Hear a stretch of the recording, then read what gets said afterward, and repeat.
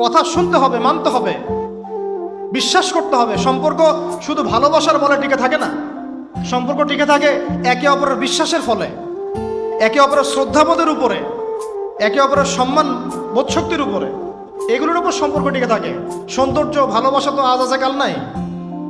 মানুষ বাইরে অভিনয় করে, মানুষ সমাজের মানুষের সাথে বাইরে একটা অভিনয় করে। কোন কোন ক্ষেত্রে আমরা নিজেরাই নিজেদের সাথে অভিনয় করি। আমাদের মেয়েদেরকে বলতেছি, কোনো অবস্থাতেই কোনো মুসলমান ছেলের সাথেও কোনো অবৈধ সম্পর্কে যাবেন না। আর অমুসলিম হলে তো কোনো কথাই নাই। অমুসলিমের সাথে আপনার কিসের প্রেমের সম্পর্ক? একটা চট দিয়ে দাঁত ফেলে দেওয়া দরকার নেই। মনে একটা ভয় থেকে যাবে যে মরতে আমাকে হবে, আল্লাহ আমাকে ধরবে, হিসেব আমাকে দেওয়া লাগবেই, কবরে আমাকে একাই যাওয়া লাগবে, আমাকে কিয়ামতের মাঠে দাঁড়াতে হবে আল্লাহর সামনে। মনে একটা ভয় কাজ করে, যদিও বাইরে মানুষ দেখায় যে কোনো ভয় নাই। এমন যুগ চলতেছে যে মানুষ সামান্য দুনিয়াবী স্বার্থের কারণে, সামান্য দুনিয়াবী স্বার্থ, একটু মোহ, একটু দাম্ভিকতা, একটু অহংকার, একটু জিদ, একটু রাগ, একটু ক্ষোভ ইত্যাদির কারণে মানুষ নিজের প্রিয় মানুষ আপনাকে মানুষের হাতে উঠাই দিতে পারে।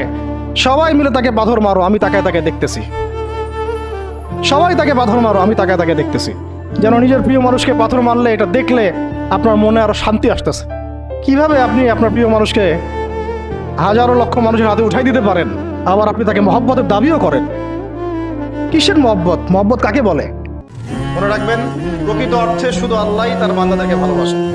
বাকিটা মানুষের অবস্থানকে ভালোবাসে, মানুষের ব্যক্তি সত্তাকে নয়, আপনার আত্মাকে নয়, আপনার অবস্থানকে। এটা আপনি হারে হারে উপলব্ধি করবেন যত দিন যাবে। বাকি বিষয়গুলো স্বার্থকেন্দ্রিক। আল্লাহ রাব্বুল আলামিনের ভালোবাসা স্বার্থকেন্দ্রিক নয়, নিঃস্বার্থ। মরার পরে সব শূন্য দেখা যাবে না, কিন্তু আপনার লাশের সাথে দেখা যাবে আপনার দাড়ি ছিল কিনা। এটা সবচেয়ে স্পষ্ট সুন্নত, যা আপনার সাথে কবরে যাবে। রাখা যাবে দাড়ি ইনশাল্লাহ। এই তিনটা ভূমিকম্প এখনো আসা বাকি আছে। নবীজি বলেছেন একটা পৃথিবীর পূর্ব দিকে হবে। পূর্ব দিক কোন দিক? এই যে Indonesia, Malaysia, Bangladesh, Pakistan, Myanmar, আপনার শ্রীলঙ্কা, এই পুরো কন্টিনেন্ট পূর্ব দিক, পৃথিবীর পূর্ব দিক। কোন কান্ট্রি এটা তো বলা হয় না, পূর্ব দিক বলা হয়েছে। এবং এখানে ভূমিকম্প বলা হচ্ছে না, বলা হচ্ছে ভূমি ধসে যাবে, মানে পুরো ভূমিটা নিচে চলে যাবে। এখন যারা এগুলো নিয়ে গবেষণা করেন তারাও কিন্তু সেম কথাই বলছেন, খেয়াল করে দেখেন। তারা হয়তো বিজ্ঞান দিয়ে ব্যাখ্যা করছেন, কিন্তু হাদিসে কিন্তু এটা বলা আছে। আরেকটা হচ্ছে পৃথিবীর পশ্চিম দিকে। আর পশ্চিম দিকে কেন হবে জানেন? সমকামিতার কারণে, সুদের কারণে, জেনার কারণে, পর্নোগ্রাফির কারণে, এবং সারা বিশ্বকে তারা যে জুলুমটা করছে, এই জুলুমের প্রতিফল হিসেবে আল্লাহ পাক ঘোষিত। এর কোনো অস্তিত্বই থাকবে না। এখন মনে হচ্ছে না যে পুরো সারা ওয়ার্ল্ডকে রুল করছে, অস্তিত্বই থাকবে। ভূমিধস। আরেকটা হচ্ছে পৃথিবীর মাঝখানে। মাঝখানে কারা আছে বলেন?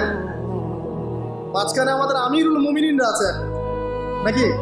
যারা গান বাজনাকে উন্মুক্ত করে দিচ্ছে, যারা পর্দার শিথিলতা নিয়ে আসছে, হ্যাঁ, যারা ইসরায়েলের সাথে আঘাত করছে, এরা আছে, আমিরুল মুমিনিনরা আছে। তো সেখানেও একটা ফিতনা অপেক্ষা করছে, অপেক্ষা করতে থাকেন। তো এই কথাটা বলতে গিয়ে আমি এখানে এসেছি। পৃথিবীতে কিন্তু এখনো তিনটা বড় বড় ভূমিকম্প বাকি আছে। এবং নবী করিম সাল্লাল্লাহু আলাইহি ওয়াসাল্লাম রেখে যাওয়া এই যে শেষ বাক্যগুলো, এগুলো সবার কাছে পৌঁছে দেই। যে ব্যক্তি পৌঁছাবে তার উপর আল্লাহ পাক রহম করবে ইনশাআল্লাহ। এবং নিজেরা আমল করার চেষ্টা করি। আল্লাহ পাক আমাদের সবাইকে নবী করিম সাল্লাল্লাহু আলাইহি ওয়াসাল্লামের আদর্শ উম্মাহ হওয়ার তৌফিক এনায়েত করুন, আমিন। আমাদের ব্যক্তি, পরিবার, সমাজ, রাষ্ট্র, শাসক সবাইকে আল্লাহ পাক হেদায়েত দান করুন, আমিন। আমাদের মধ্যে আপোষে যত ইখতিলাফ, ভুল বোঝাবুঝি আছে, এগুলোকে আল্লাহ পাক নিরসন করে দিন, আল্লাহুম্মা আমিন।